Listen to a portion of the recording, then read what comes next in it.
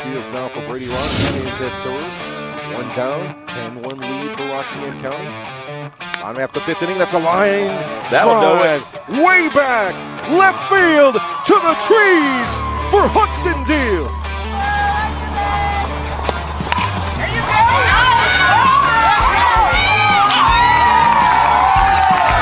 Winning run stands at second.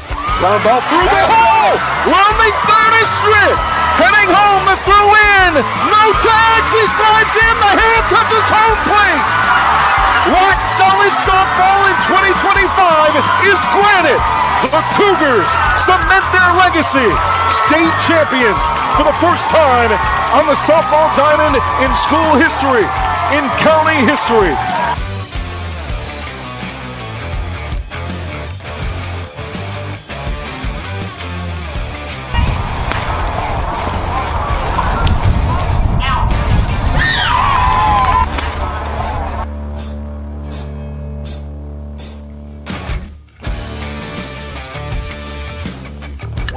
High breaking ball, high fly ball, deep left field, shading towards center.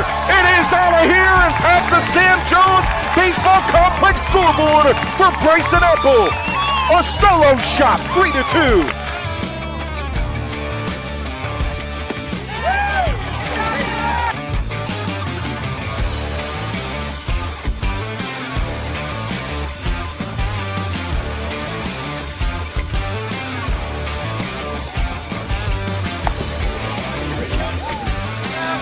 Here's the 1-2 from the righty Behe. That is hit hard into right field on his horse. Is Matthews to the fence, to the wall. It's out of here. Oh, no. Judson Freeze, have yourself a day. 2 doubles and a home run.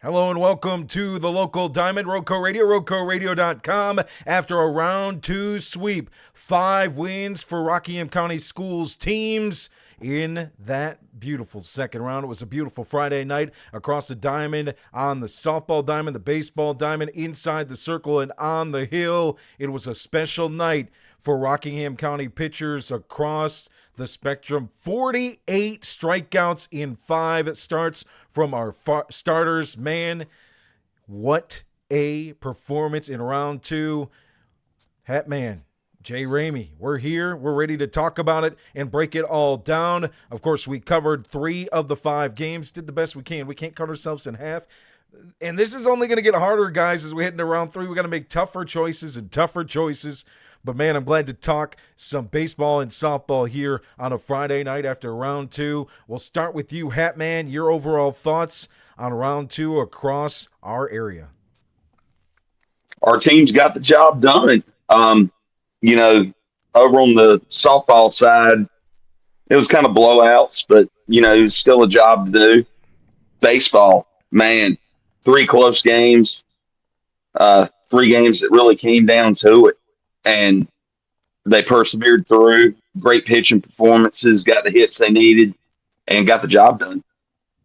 Yeah, when you break it down, the 5 wins, of course, Moorhead going on the road, the 7-10 matchup. They defeat Central Davidson 3-2. Jackson Silvers takes the pill and says, "This is my world." 8 strikeouts and 0 earned runs, just 2 hits given up to get the win, 3-2. Zach Grogan comes in to shut the door and close the game out with some trouble in the 7th inning, and Moorhead advances to take on Randleman on the 5A Diamond. Rockingham County with a 3-1 win over a tough Havelock squad as Braden Benitez got the start for them. The righty held them hitless through 4 innings. In the 5th, 3 hits, scratched together the tying run, and then the 6th, guess what, guys? Alex Page doing what Alex Page has done the last couple weeks. Over the last 6 games, he adds a 2 RBI single, the difference in the game, a 3-1 win. Nick Rumley on the hill, 11 strikeouts in the complete game in that matchup. Hatley was in Mayodan for McMichael in South Columbus. Eli Gann goes 6 innings. gets 6 strikeouts, does the job. Eli doing what Eli does with several weak contact hits and keeping the ball in control. Ava Grace Pruitt, where Jay Ramey was watching Southern Guilford and Rockingham County, punches out 12. It's just a 12-day for AGP. It's an everyday at the office. 5 innings. 5 innings, 12 strikeouts. We were walking out Sam Jones Baseball Complex because Jay came over for the post-game show afterwards, and a fan just comes up to us and goes, "Man, that Ava Grace is something else, ain't she?" And then we started talking about, I said, and he goes, "We just start acting like everything's normal." we act like sometimes in her starts that everything's normal, that 12 strikeouts is that's the expectation, not the goal anymore for Ava Grace Pruitt. And what she's done in her high school career is they get the win. The Cougars do over Southern Guilford, a 10-0 5-inning win, and then 12-0 win for McMichael softball over Princeton.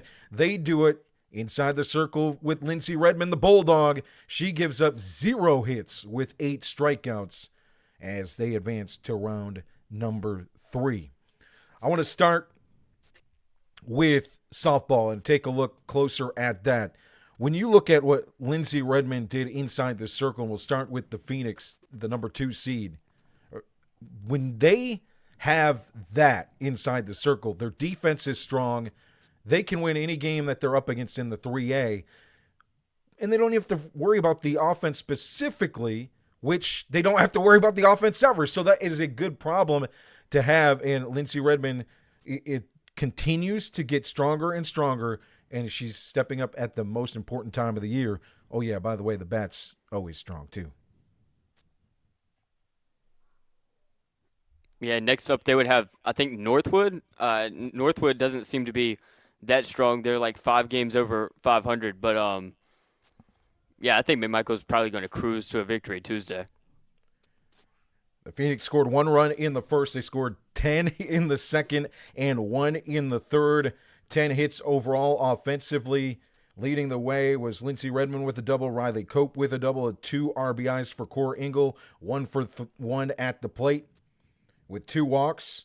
Ava Harris had a triple in the matchup as well with an RBI. And then again, the numbers inside the circle: 5 innings pitched, 0 hits, 0 earned runs, 8 strikeouts, just 1 walk for Lindsey Redmond. As the offense doing what they do, they got 10 hits in 20 at-bats, hitting .500. You can't ask for more if you're Coach Casto in round number 2. I mean, since last year, we knew McMichael could hit. They had a great year at the plate last year. They're having a great year at the plate this year.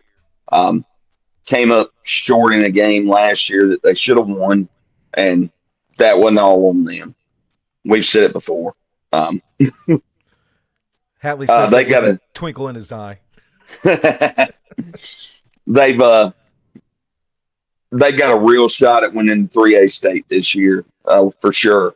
The only reason that they lost 2 of their games is because they ran up against AGP.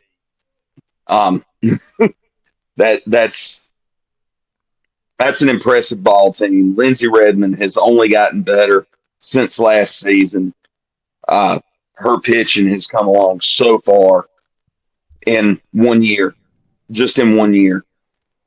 And, they're not having to rely on the long balls much this year. They're getting more base hits, extra base hits without having to bomb home runs every game to win.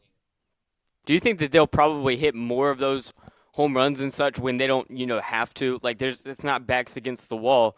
So then the offense would naturally just start to get the hits because they're so comfortable. They're like, hey, we've got this set defensively. We just need 1 or 2 more runs, and then they start letting things loose. Yeah, I think so, but I think when you have performances and a shout-out to the bottom of the order, we talk about this all the time. The bottom of the order in the playoffs can be a difference maker between a state championship and going home in the 2nd, 3rd, 4th round. It really can. When you look at the bottom of the order for Rockingham County softball last year and what they did in the postseason, and you look at what happened in round number 2 against Princeton, Riley Cope at the bottom of the order went just 3 for 3 in the 9th spot. And in the 8th spot, Mac Johnson, just 1 for 1 with a walk and 2 RBIs. That when you have The home runs are cute and everything, and we love selling the bomb squad and that mantra. But the reality is, if you're hitting 1 through 9, the bombs, yeah, they can be duds. It don't matter as long as you're scoring runs. Exactly. And that's what they're doing. I mean, you take runs any way you can get them. Last year it was the home run. This year it's doubles, singles, the occasional triple, and yeah, they're still hitting home runs. You look at the reverse side on the baseball diamond for McMichael. I think maybe they've got 2 home runs the whole season.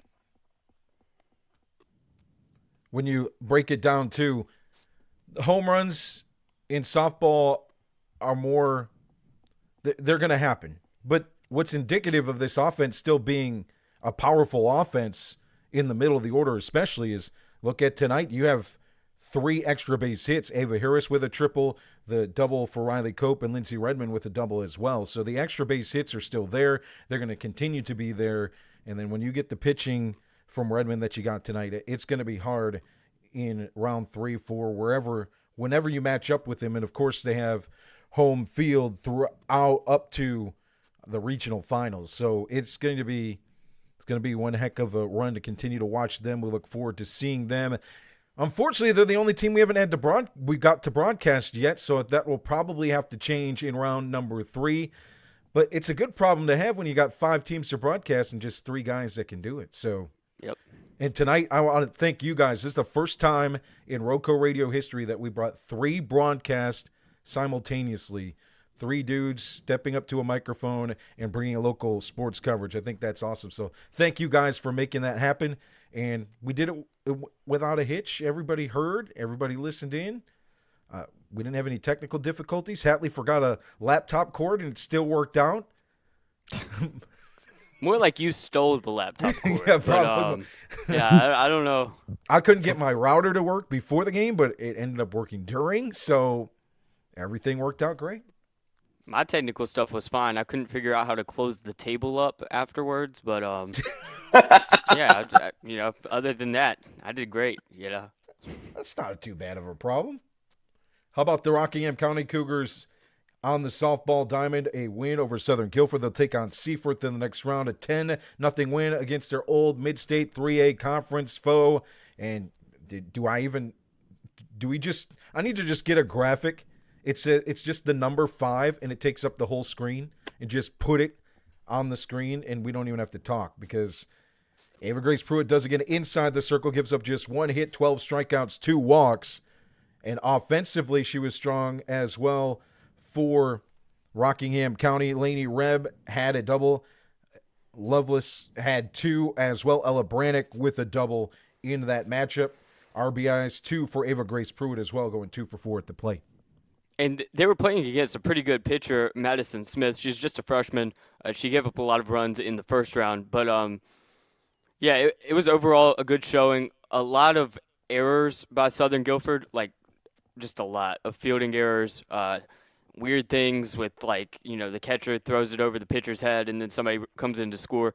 But that doesn't take away from the fact that they had a really good performance offensively. They made good contact. I was talking with Coach Lengo after the game. She was glad that they were aggressive on the base paths, that they were, early going for it with the swinging immediately and making contact on the first and second pitches.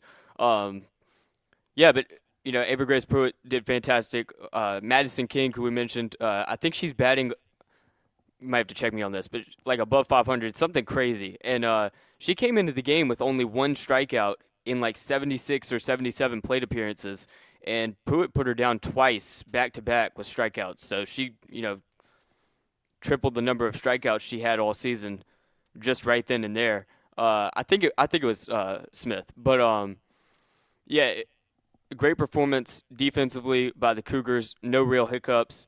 I think only 3 players reached base for Southern Guilford, and they got out of there in 5 innings. Hopefully they can keep this up Tuesday. Going to be stiffer competition. But the freshmen seemed really confident. Only 6 of the 9 players in the starting lineup were major factors on this team in last year. Well, no, reverse that.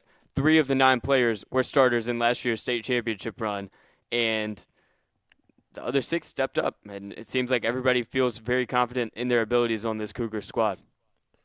Seaforth defeated Western Alamance 3-0. They got 3 runs in the 5th inning. The difference in that matchup to advance to take on Rockingham County, and Ashlyn Petty inside the circle Emma Grace Hill inside the circle went 7 innings. The complete game, 2 hits, 0 earned runs, and 13 strikeouts. The Hawks on the year are 19-2, so real stiff competition stepping up to the next round for Rockingham County. But as we know, and as they've shown in the past, and as they've continued to build this year, they're up for strong competition as Seaforth 12-0 in conference play this year. Let's shift to the baseball diamond. We'll start with you, Hatman. McMichael gets the win by 2 over South Columbus. I was talking about this in the pregame show for Rockingham County and Havelock in the 3-14 matchup.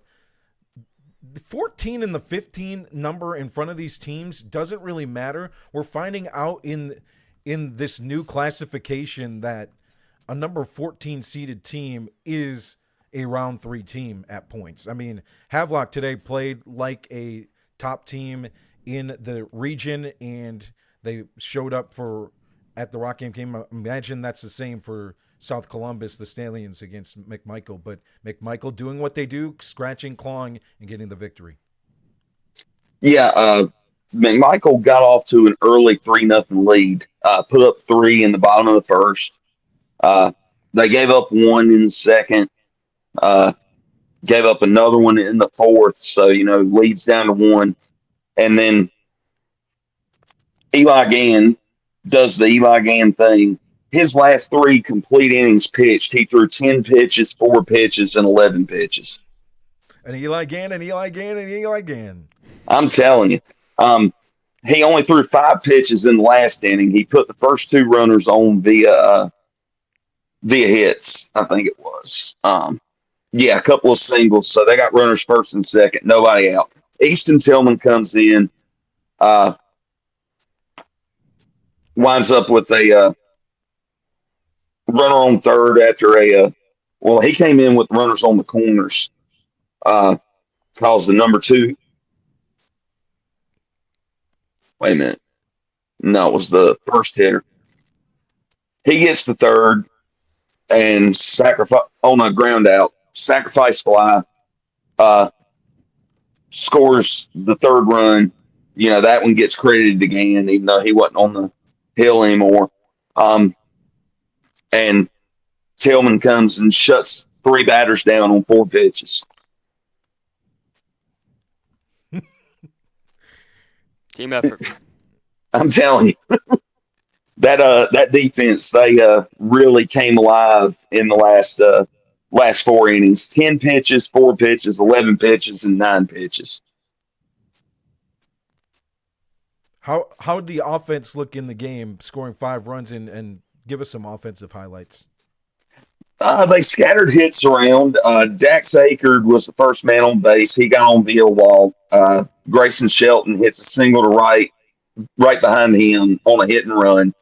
Akerd was going to make third easy, and then the right fielder mishandles it, allows Akerd to score. Shelton gets second. Jack Rogers walks behind him.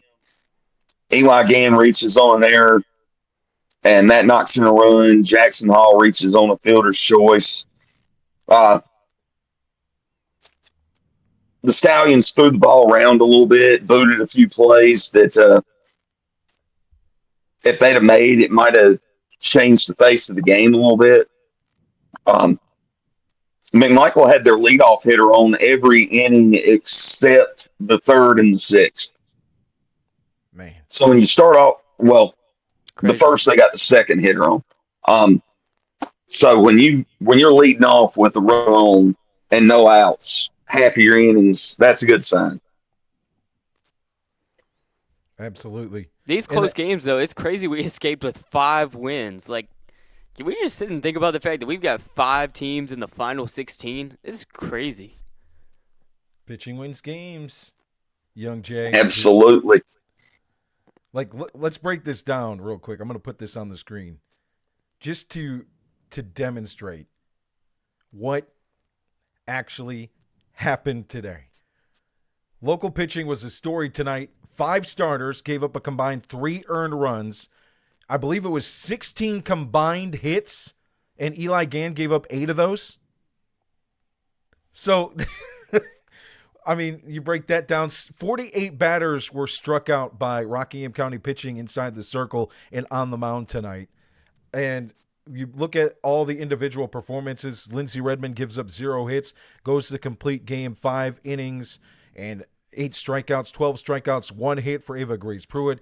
Jackson Silvers gets to start 6 innings, 2 hits, 0 earned runs, 11 punchies. Nick Rumley strikes out 11 as well in the complete game. His 3rd consecutive complete game for the Cougars in his last 3 starts. Eli Gann goes 6, gives up those 8 hits, 2 earned runs, and 6 strikeouts. So that's the total gist of it across. And that, yes, it is still crazy that all 5 teams won. I mean, that is crazy.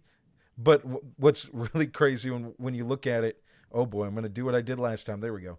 When you look at it, that pitching can get you over the top, especially if the defense played clean. I can speak for the Rockingham County defense. They played strong on the baseball diamond tonight as well. They made some big plays when they needed to.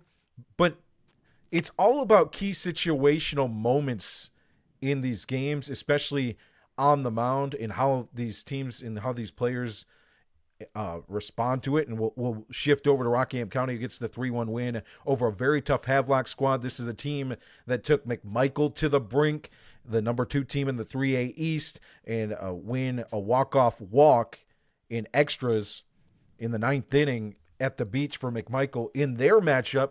And then today they come in. They don't have their top starter. Cooper Sheely went the distance against Eastern Alamance, pitched 100+. So they have to go with their second guy, in Braden Benitez. The righty pitched very well and went 4 innings without giving up a hit, just throwing a little bit off speed, throwing off the Cougars. But my keys to the game, brought to you by North Star Driving School, was be patient at the plate, because Havelock is a team, despite having the strong starter in Sheely and Benitez having a very good year, and Brady Munson, the lefty, also having a good year, only 2 of their pitchers on their whole staff had more strikeouts than walks. So if you were patient at the plate, and it started at the beginning, even though it didn't play off, 3 straight line drive hits, smoked shots for Rockingham County went into the glove of the Rams, who played great defense. And then I think it was 5 out of the first 6 were line drive hits for the Cougars. But the situational, when they got to a point where they had to pull Benitez and they brought in Munson, they were able to draw 2 key walks that put Apple on base. It put Rakestraw on base, and Rakestraw getting walk number 15 on the year to lead the team.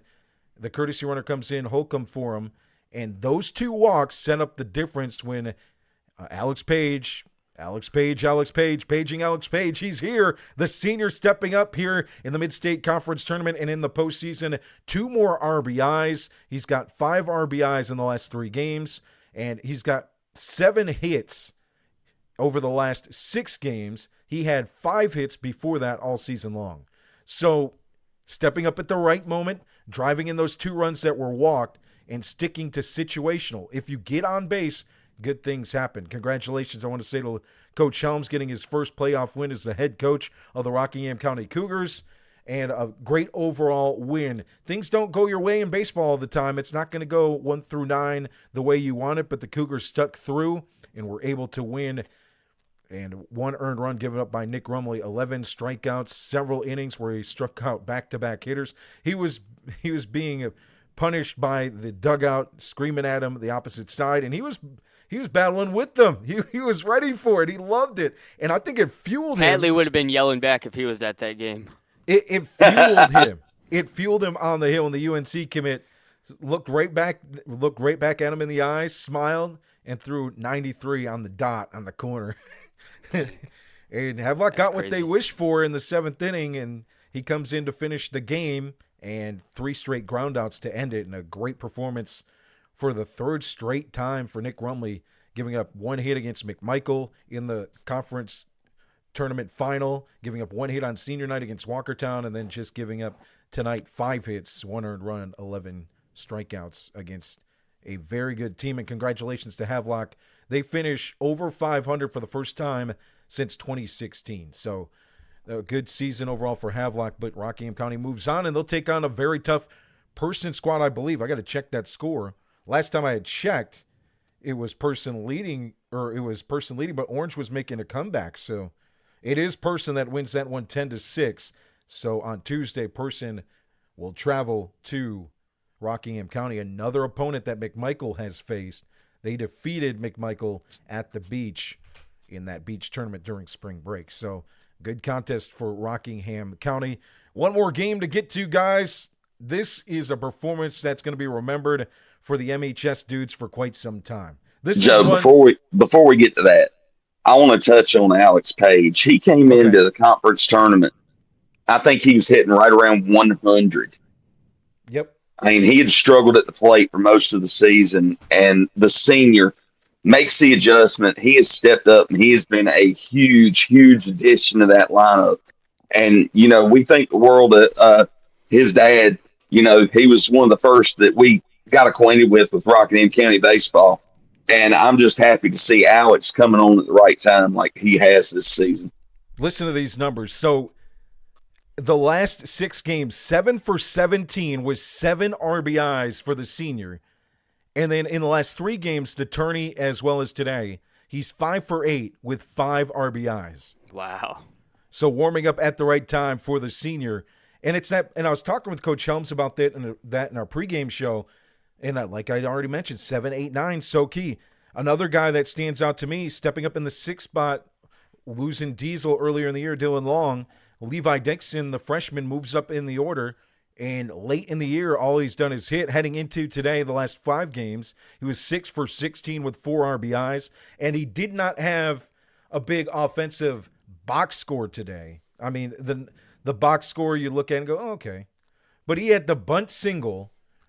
You know, you've seen it, Hatley. You've seen it, Ramey. He is great at bunting the baseball. He gets it down the line. It rolls down the third base side, forces a throw, E5, gets him to second base.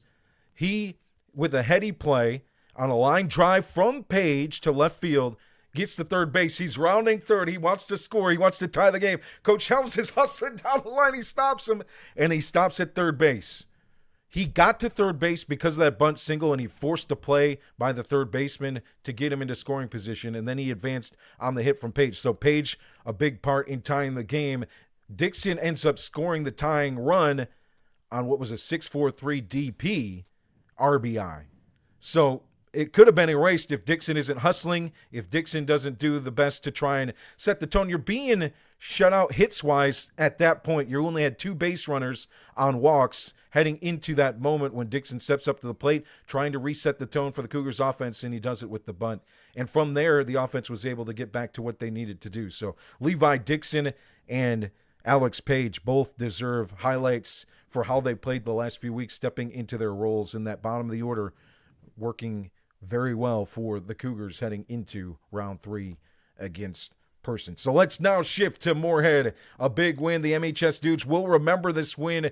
These guys, these juniors, these sophomores, they are going to remember this for the rest of their life. They come back in not that it's a huge upset or anything, just a great performance on the road as they defeat number 7 Central Davidson by a count of 3-2. It was a 1-0 game for quite some time, and Zach Grogan, the Mid-State Conference Player of the Year, got the RBI double for the difference, and Jackson Silver said, hey, I'm delivering today for my team. The righty was dominant throughout. He went 6 innings, gave up just 2 hits, 11 strikeouts, and 1 walk. Zach Grogan then comes in the 7th, gives up 0 earned runs, and 1 inning pitched and a strikeout.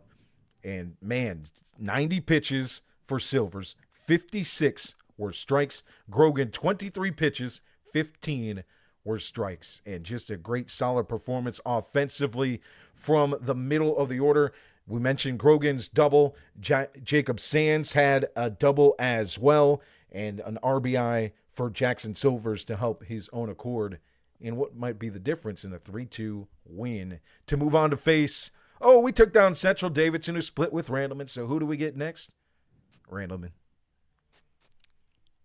But there is a team in this land that wears red and black that is ready to upset anybody in front of them, and they proved that here tonight. Man, I look forward to Randleman and Moorhead. That will be a great game, and good job by Jackson Silvers on the bump and the offense doing what they needed to do in the middle of the order. Jacob Sands, man, the development that he has had this year offensively and what he's done at the plate with his RBI tonight, it's a strong middle of the order for the Panthers, and it gives them a chance in any game, and they can compete throughout this 4A. I'm looking forward to seeing Randleman. How about you? How many times did I say it during basketball season and during football season? Not bad for a baseball school. Right. Randleman is a baseball school. That rivalry goes back a few years, back when Nance and Hayden Freeze and those guys were playing for Moorhead. Randleman and Moorhead is always a battle. I mean, an absolute battle, and I don't expect any different on Tuesday. I can see an upset. I can see it. I can see it too. Now Jacob Sands at 33 RBIs, which I believe is 10 away, which is going to be hard to reach, but possible for the RBI record in a season held by Josh Stewart of Rockingham County in 1996. So, I mean, this 3-game series in the semifinals and championship, he might do it if they went the distance, which, I mean, that's a lot of things got to go right, and I'm sure it wouldn't be just us celebrating an RBI record, but yeah, I mean, it's possible. I'll tell you, he steps up, he gets 3 or 4 in a game, and that's no problem for them to move on if that happens, more than likely. And he's more than capable. He's a good hitter. He's got a great approach at the plate, and he hits well in situations.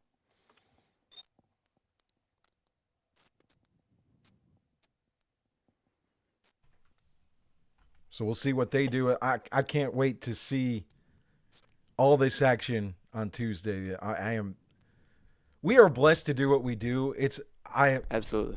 Every time we get to go out there and cover these games, it brings so much joy to me. But yeah, there's this disdain in my heart right now because we have to choose 3 of 5. We're going to leave 2 teams out. And all of these teams deserve all the love.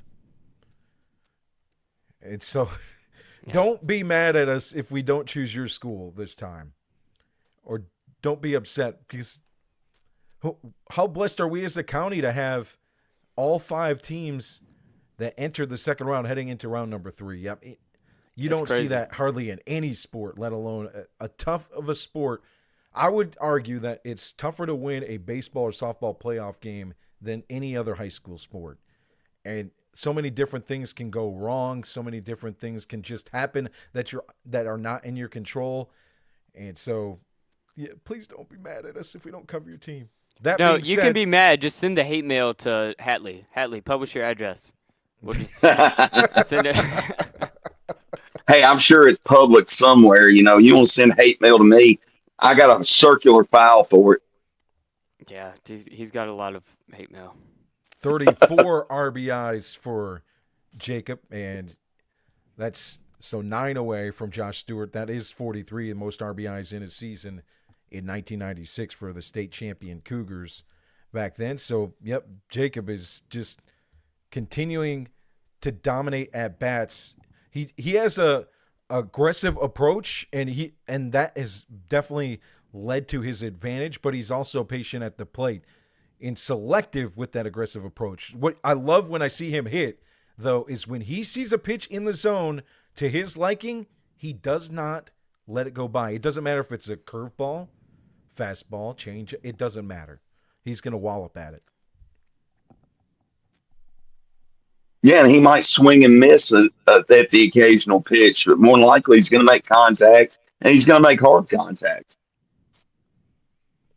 That can be said for a lot of hitters in our community. And, man, it's been a blast to watch and follow this round number 2. We advance to round 3 on Tuesday. We'll have 3 games for you solo broadcast coming up. We'll let you know on Facebook, facebook.com/Radio Rockingham, where we will be for our next broadcast. We've got some choices: McMichael softball, Rockingham County softball, Moorhead baseball, McMichael baseball, and Rockingham County baseball. So don't hate us, but maybe let us know in the comments of a post where you want us to go. Maybe I'll put a post up of a poll of some sort. We'll see what we do. That was my idea. I was thinking, I was like, I don't know if I want to mention this on air, but I was thinking if you just put up like a poll, and then, I mean, it could even be for each of us individually, like where you want Joe to go, where you want Jay to go, where do you want Hatley to go, and just let the fans decide, and then go from there. I don't know. I mean, one thing I will promise is we will cover the Bomb Squad in round 3. We have yet to cover them in the playoffs. We've covered every single other team in the playoffs at least once, so we got to give the just due to the Bomb Squad. We'll be there for round number 3. So I'll make that decree here on the local Diamond. But other than that, decree. Hey, it's 10:43. I can say decree because it's late at night on a Friday night. The king of Roco Radio has spoken. I don't know what the. Okay. Is there a gavel around here? I mean, I don't know where this is going. But I'm sure there's one at Jay's house. Yeah, he just uses it all the time. Yep. We usually hold court here, Hatley. Yeah. Instead of a steak knife, it's a gavel. Smash eggs with the gavel instead of. Instead of smashing eggs with the steak knife. Yeah. Yep. There you go. A combined 48 batters struck out by pitchers from Rockingham County in round number 2. What a performance. Just 3 earned runs given up by 5 starters across the softball and baseball diamond. Round 2 was a beaut. We look forward to round 3 for the Hat Man, Jonathan Hatley, the kid, Jay Ramey. I'm Joe Dexter. Make sure you tune in, listen back. We talked about all of our squads because we love them all. We look forward to round number 3. We'll let you know where we are going to be at facebook.com/Radio Rockingham. That's facebook.com/Radio Rockingham. Take care, everybody. Have a great weekend and stay safe.